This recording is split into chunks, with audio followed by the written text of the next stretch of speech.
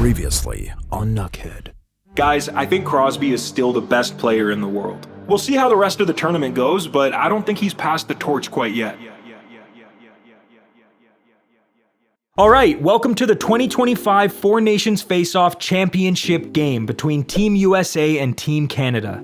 The anticipation heading into this game was unbelievable, the tension was palpable, and according to viewership data reported by the league, hockey hasn't had this many eyes on it in at least a decade, maybe longer. It may just be a one-off tournament in the middle of the NHL season with only four nations facing off, but make no mistake, this was a huge game. Unlike the last time these two teams met, no gloves hit the ice when the puck was dropped in the first period, but the fight was still very much on. They were finishing checks, cracking ribs, and the crowd in Boston was loving it. Well, until Nathan MacKinnon deked around Brady Tkachuk and sniped one by Connor Hellebuyck to open the scoring. You know, as a Canadian, I'd love to make fun of Brady for getting swindled here, but he had no chance. What's he gonna do? It's Nate MacKinnon. 1-0 Canada. The Canadians kept pressing for another, but Hellebuyck managed to fend them off, and in the final 3 minutes of the period, Team USA tied the game thanks to a goal from Brady Tkachuk. Obviously. 1-1. The Americans were doing everything they could to get under the skin of Canadian goaltender Jordan Binnington. See, Binnington is known for being quite the hothead, and historically, when he snaps, he tends to lose focus, which of course hurts his ability to stop pucks. But not in this game. He was locked in, keeping his cool and proving his doubters wrong with every save. More on him later. Both nations traded chances to start the second period, but it was Team America that was able to capitalize thanks to defender Jake Sanderson bashing home a rebound to make it 2-1 for the US. The rivalry was on full display in this period.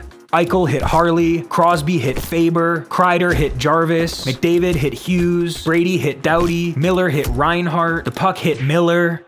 Canada was awarded a power play after Trocheck got caught tripping Sam Bennett, but they couldn't capitalize. And then they had an amazing chance to score, but Jacob Slavin slapped it away before Crosby could get his stick on it. But then, Mitch Marner got the puck and made an incredible pass over to Sam Bennett, who roofed it over Hellebuyck.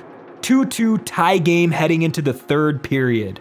And this is when Jordan Binnington took over the game. I think the Americans would have had a better chance of scoring if they were shooting pucks at a brick wall while wearing blindfolds drunk out of their mind. Seriously, from here on out it was clear. Nothing was gonna get past Binner. You know, this is what I love about sports. Coming into this tournament, everybody and their grandma was complaining about Canada's goaltending, and most of the criticism was aimed at Jordan Binnington.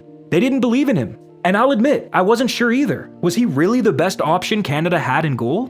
But in the kind of storyline straight out of a cheesy, unrealistic sports movie, it was Binnington and Binnington alone who kept the Canadians in this game. The score stayed locked at 2s, and we were headed for sudden death overtime. However, just under 3 minutes into the extra frame, Jake Guentzel corralled the puck behind Canada's net, made a beautiful pass in front to Austin Matthews, and after a valiant effort, Binnington was finally how did he save that? Oh my god, I'm screaming at my TV, I just ripped my pants are ruined, I'm so happy, what a save, wow. Look at that!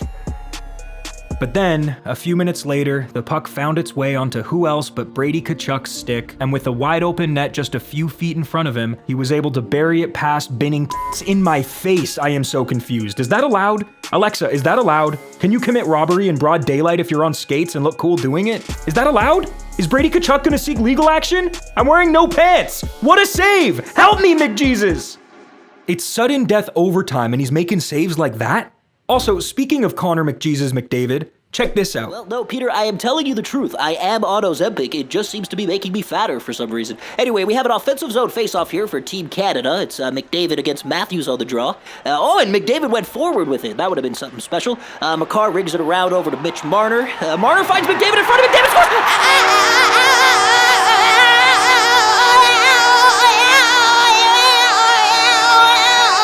Yeah, so in one of the most watched games in hockey history, Canada beat the US 3-2 in overtime thanks to a goal from Connor McDavid.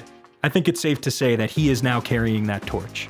Look, that was some of the best hockey I've ever watched. This tournament was a massive success for the NHL on so many levels. And what's crazy is there's probably never gonna be another one. Yes, they're going to the Olympics next year, and there's going to be another World Cup of Hockey in 2028 as well, so there's not going to be any shortage of best-on-best international hockey. In fact, we're going to be pretty spoiled for the next few years. But there's not going to be another Four Nations face-off. This is probably the last one, and to me, that just makes this whole event that much more special. And of course, all the noise politically that led up to this game played a big part, but I don't know if that's going to die down anytime soon. I'm sure we'll be talking about it at next year's Olympics as well. So yeah, Canada won, the US lost. Yeah, let's get back to the Canucks. Thanks to these wonderful Nuckheads for clicking the join button and supporting what I do. I really appreciate it. Thank you for watching. I'll see you on Monday. Bye. We are the champions, my friend. Hey, Lisa, what's up? Keep watching my videos. Don't stop. You made it this far. Click another one, please.